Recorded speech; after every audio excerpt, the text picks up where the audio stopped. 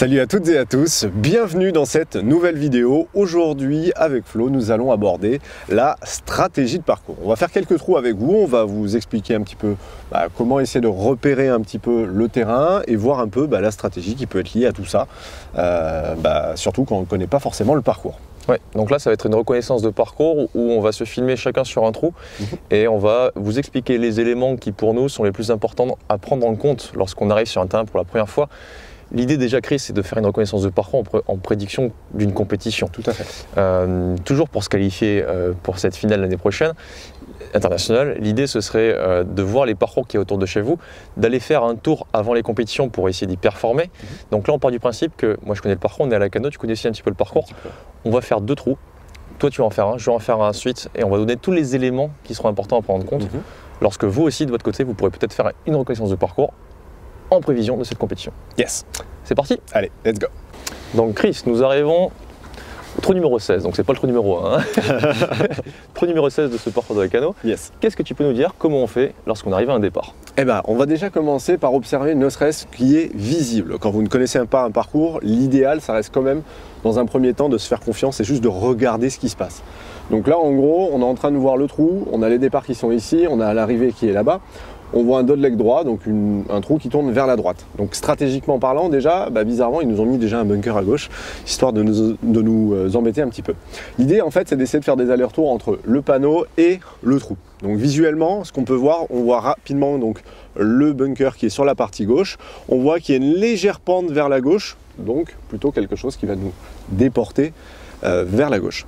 L'idée, c'est d'essayer de tenir compte un petit peu de tout ça, d'essayer de voir si avec éventuellement une jumelle, on peut arriver à prendre des mesures rapidement sur les arbres qu'il peut y avoir au fond, pour tout de suite se dire, bon ok, j'ai un coup de telle distance à effectuer, à ce moment-là, je commence par dire, je prends les mesures, et à la suite de ça, je choisis le club le plus adapté par rapport à ce que je peux produire derrière. Ce qui est intéressant, c'est de voir la distance aussi. Là, tu vas partir à 278 mètres. Tout à fait. Donc des départs des jeunes, peut-être même un peu avancé. Peut-être même 256, on va voir, puisque le départ est un peu avancé. Donc de là, après, on sait qu'on a 256 mètres. L'idée, c'est d'essayer de se mettre dans les meilleures conditions possibles pour ensuite attaquer le green. Donc, on a 3 positions de drapeau possibles. Je ne sais pas si déjà on ne peut arriver à distinguer le drapeau d'ici. Non, on ne le distingue pas. Donc l'idée, c'est d'essayer de se dire, bon, je prends à ce moment-là, je pars du principe que je serai plutôt pour un milieu de green. L'idée, c'est de se dire, généralement, les distances affichées sont milieu de green. Et l'idéal, pour moi, c'est d'essayer de me laisser un coup aux alentours des 90, entre 90 et 100 mètres. C'est une distance à laquelle je performe, donc du coup, on va plutôt opter pour ça. Donc l'idée, c'est après de repartir sur un petit calcul mathématique, 278 mètres moins 90, on va rester dans les 180, 190 mètres à ce moment-là pour le premier coup de départ. Ok. Donc on va rester là-dessus, et ensuite, on va quand même prendre la mesure pour les arbres du fond, voir si ça passe. Ouais, parce que si jamais il y a moins, peut-être qu'en fait il faudra faire moins, quitte à te laisser un coup un peu plus long. Tout à fait. Ou alors tenter de jouer peut-être en coupant un peu dans le dogleg, mais après c'est une question de choix. C'est une question de choix et aussi de niveau. Tout à fait. Et est-ce qu'il y a un grand intérêt? Peut-être pas. Pas forcément. Ok, bon, alors nous voilà sur le départ. Petit aparté pour tous ceux qui regardent cette vidéo, la quasi-totalité des départs sur le golfe de Lacano sont en train d'être refaits et sont donc tout juste réengazonnés. En prévision de vous faire jouer pendant les belles saisons sur de toutes nouvelles et magnifiques plateformes, l'équipe d'entretien a préféré avancer les départs dans le rough devant celle-ci. Nous avons donc fait le choix, même si le rendu vidéo est moins beau, de jouer malgré tout des zones de départ déterminées par les jardiniers, car même si on est pro, même si on tourne des vidéos, on respecte le choix des équipes terrain. L'étiquette avant tout, merci de votre compréhension. Donc l'idée, c'est déjà au niveau du placement d'outils, faire très attention, toujours se mettre plutôt du côté du danger. Là, pour le coup, le danger est plutôt à gauche pour moi. Vu que je vais essayer de la jouer, je pense, pour sécuriser un petit peu avec une trajectoire légèrement coupée, on va opter pour ça. Donc là, j'ai mesuré, donc j'ai une bonne distance pour pouvoir éventuellement mettre un coup de fer 5 pour me placer et ainsi pouvoir essayer d'assurer donc un bout de fairway pour se mettre dans de bonnes conditions pour le green. On va voir après ce qui se passe une fois là-bas. Ta ligne de jeu? Ligne de jeu, donc c'est au-dessus de la boule rouge et bleue et c'est entre les deux grands arbres qui sont en face. Ok, plein fairway. Voilà, plein fairway. Allez, c'est parti.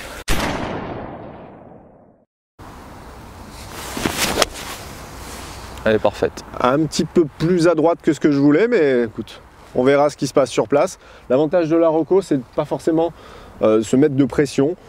On joue, on voit ce qui se passe et après ça nous donne déjà des informations sur est-ce que la ligne, dans ce sens-là, ça peut passer ou non.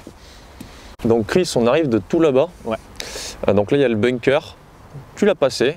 Toute cette zone de fairway qui est pas trop mal, où il y a l'appareil photo.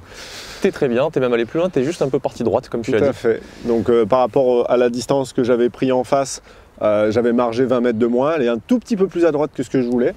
Bon, après c'est pas trop grave. J'ai quand même un visu assez clair sur le drapeau. Je suis même très bien placé. Ouais. Donc tant mieux.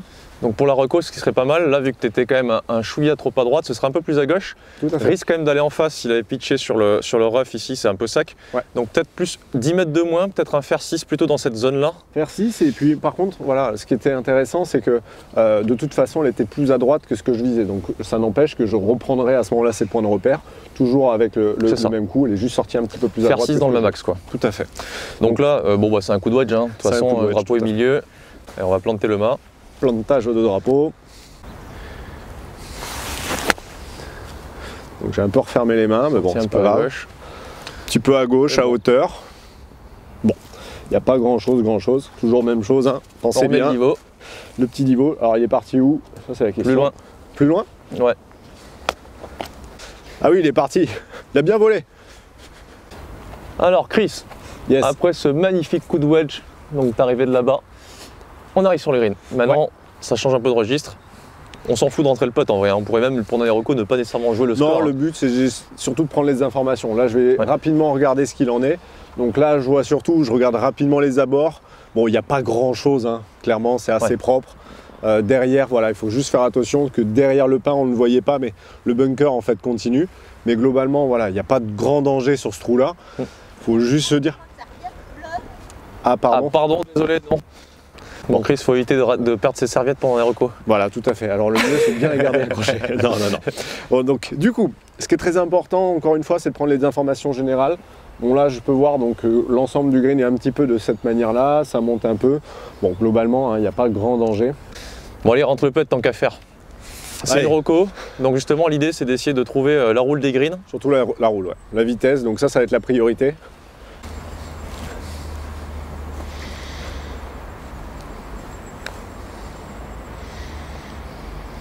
Ok, dosage, c'est bon. Bon, la pente, c'est pas trop grave. L'idée, c'est juste de regarder le dosage. Et c'est un par. Facile, bien structuré. Quand vous avez le temps de regarder, jouer éventuellement 2-3 coups stratégiques, surtout ceux en fonction de vos ratés. Si vous voyez que lorsque vous avez des coups de wedge, vous avez plutôt tendance à rater assez court, etc. À ce moment-là, peut-être que là, ça serait intéressant de jouer la sortie de bunker en fonction de la position. Si au contraire, vous avez l'habitude de rater plutôt sur la partie gauche ou long en fonction de ça, choisissez et essayez de jouer les coups qui vous parlent. Voilà. Pour construire une stratégie, on va dire, assez simple et assez safe, l'idée c'est de jouer tout ce qui est en visu et pas forcément de tenter des trucs improbables.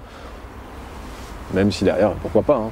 Au drive, j'aurais pu mettre un drive au départ, mais clairement ça n'aurait pas changé trop la donne. On voit que c'est assez éclairé ici, mais clairement je jouerais, je pense, le trou de cette manière-là. Poser des coups et les structurer. Ce qui est intéressant, c'est de prendre des notes surtout.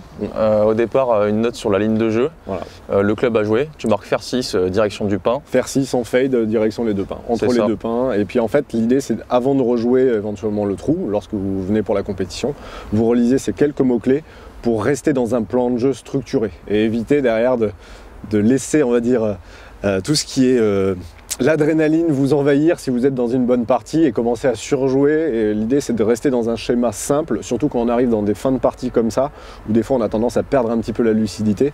L'idée, c'est de rester dans un schéma simple et cadré. Allez, on va faire celui d'après. Allez, c'est à toi. Alors on est parti pour un petit résumé de la stratégie de Chris sur ce trou. Alors visuellement trop étroit pour tenter d'attaquer le green, l'option n'existe donc pas pour lui, rien ne sert de la tenter, il faudra qu'il se tienne à son plan de jeu le jour J. Son plan de jeu justement, jouer la zone après le bunker de fairway en direction des 2 grands pins pour se laisser un coup de wedge d'à peu près 80-100 mètres en fonction de la position du drapeau.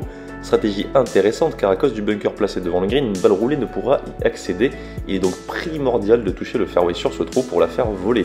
Ensuite, un green ne présentant pas réellement de danger si ce n'est ce fameux bunker l'entourant. À retenir donc, jouer ce qu'on voit, déterminer une ligne de jeu et une distance à jouer en fonction des obstacles et du coup que je vais me laisser ensuite. Attention, ce coup sera différent en fonction de la position du drapeau, il faudra donc certainement apporter quelques légers ajustements comme un choix de club différent, par exemple au départ. Choisir le bon club donc, frapper son coup et valider ou non en fonction du résultat pour établir ensuite son plan de jeu le jour J. Ce sera en l'occurrence pour Chris un fer 6 et non pas un fer 5 dans l'axe qu'il avait en revanche déterminé. Profitez ensuite de chaque green pour s'entraîner à la roule de ceux-ci pour faire des approches aux possibles endroits où vous pourriez vous retrouver pendant la compétition, dans le bunker de green qui barre l'accès par exemple.